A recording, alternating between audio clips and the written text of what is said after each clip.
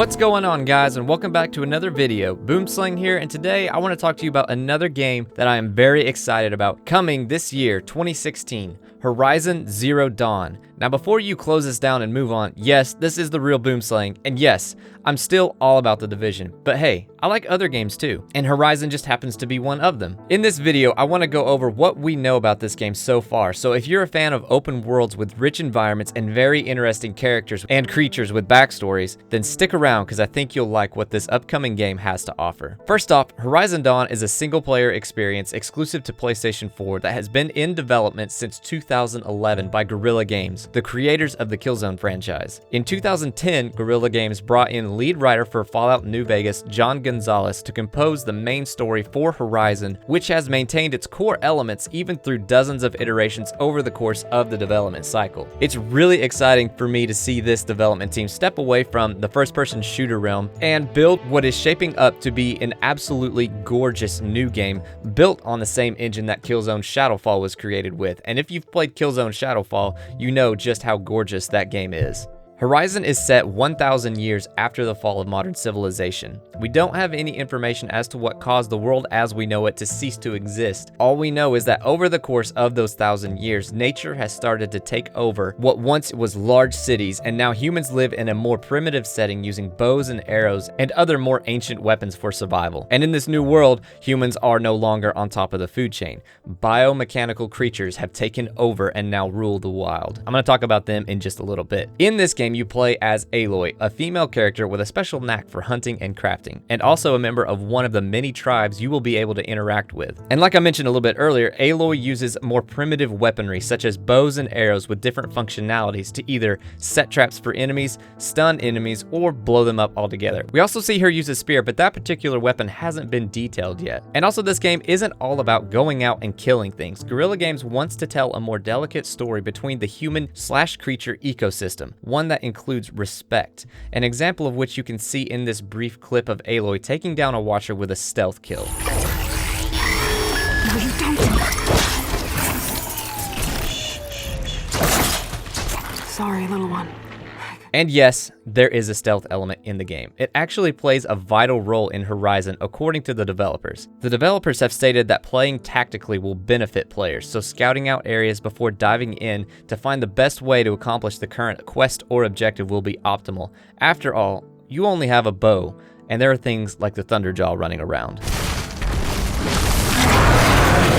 Horizon is also an open-world action RPG, and in this clip you can see the radar, which looks similar to Skyrim and Fallout's radar, indicating the open-world exploration kind of style. So in this game, you can go anywhere, do anything. If you see a mountaintop, you can go there. And not only this, but according to an article posted by Games Radar, the developers stated that there will be a full traversal system in the game, meaning we will be able to climb up mountains, into trees, and swim through rivers, which is said to be useful when trying to escape some of the machines and creatures. The size of the open world hasn't been mentioned yet, but during an interview with producer Mark Norris, he mentions that they are trying to design it in a way that provides players with a quality experience and more densely populated map. So there's not much to go on there, but they have said that they have done a lot of analysis of other games and have come up with what fits best for Horizon. So take that however you want, but personally I would prefer a more densely populated open world than one that's enormous with nothing to do, and you're walking constantly between objective and objective with nothing to see. We have to realize that this game is exclusive to PlayStation 4, so it will have its limitations. Exploration will also be extremely valuable in the game. Not only will quests send the player to specific places in the world,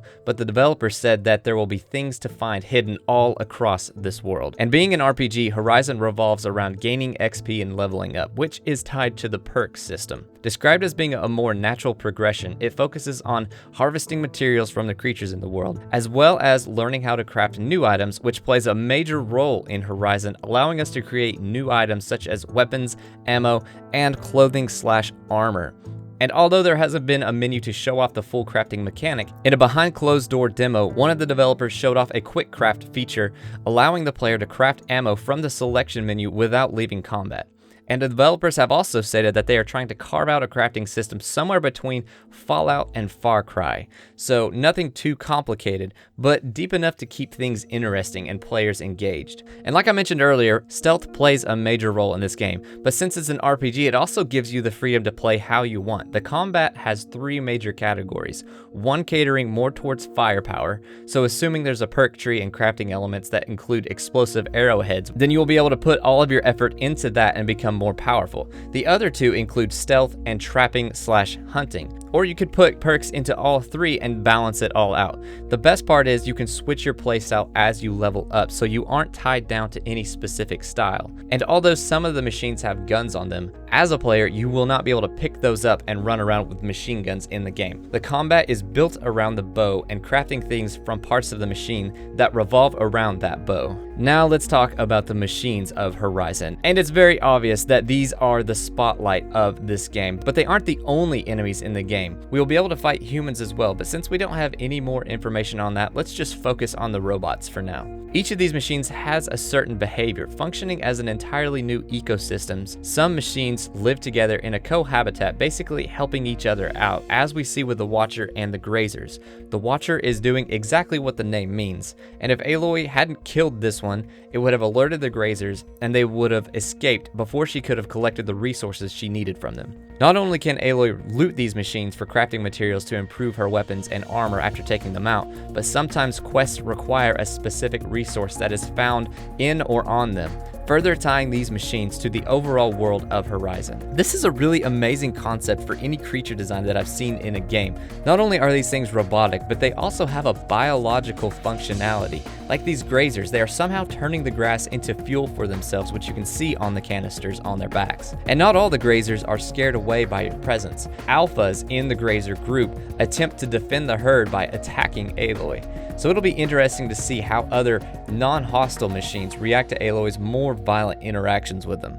But probably the most impressive machine we've seen so far in action is the Thunderjaw. During the Paris Games Week demo, they stated that this enemy is 24 meters long, 10 meters wide, has 93 destructible armor plates all along the body, each with its own health value, and it also has 271 animations, 67 visual effects, and a total of 12 different attacks. The fight that involves taking this Thunderjaw down doesn't mean just shooting it until it dies. There are intentional strategic weak points all around this thing, designed to make the player think tactically, and when shot in those weak points, it does 4 times the regular damage. But arrows are going to take a lot to even dent this thing. So taking out the disc launcher mounted on its back and then using it against the machine helps Aloy knock the armor plates off, exposing more of the weak points hidden beneath. And that is one of the main features of combat with these things, using their own weapons against themselves. It'll be cool to see how this plays out with all the other machines we'll face in this game as well. You can also use Aloy's second bow, called the Rope Caster, to tie the Thunderjaw down in order to get a clear shot at the weak points. So not only can you set traps for these creatures, but you can also use it to tie them down when you need to. This could possibly allow for tying smaller creatures down while they're alive,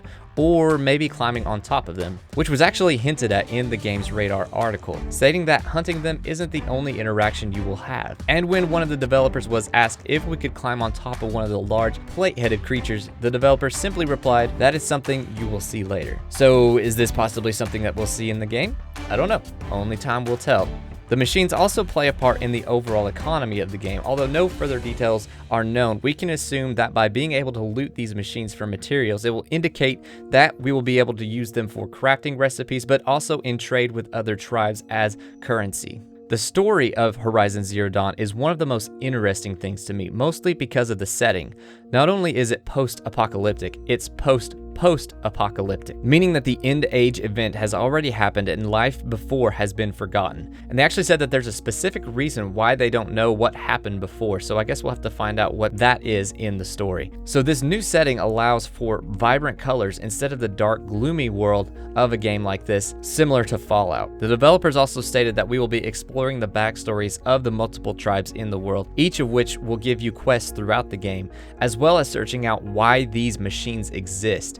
Basically, the story will reveal every aspect of this game during the quest, collectibles, and exploration in one way or another. And finally, even though this game is a single player game, Guerrilla has mentioned that there is some sort of social features that are included, so there is no multiplayer, but somehow other players can be involved, but there are no details on what that system actually looks like. So that's pretty much all we know on Horizon Zero Dawn so far. Personally, this is my second most anticipated game of 2016, with The Division being first, obviously. This world looks absolutely gorgeous and intriguing. I can't wait to explore it and see what there is to do in this world, and I'm really excited that Guerrilla Games is behind it all. Killzone 2, after all, is one of my all-time favorite games, and they always push the envelope in terms of graphic fidelity. And from what we've seen so far, it looks like it's living up to everything they've done in the past.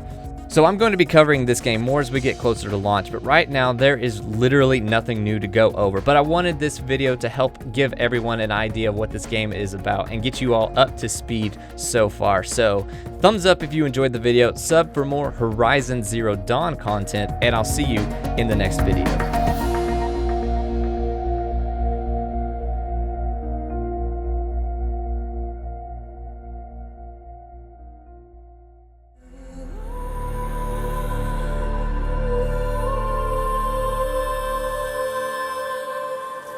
The storm is coming.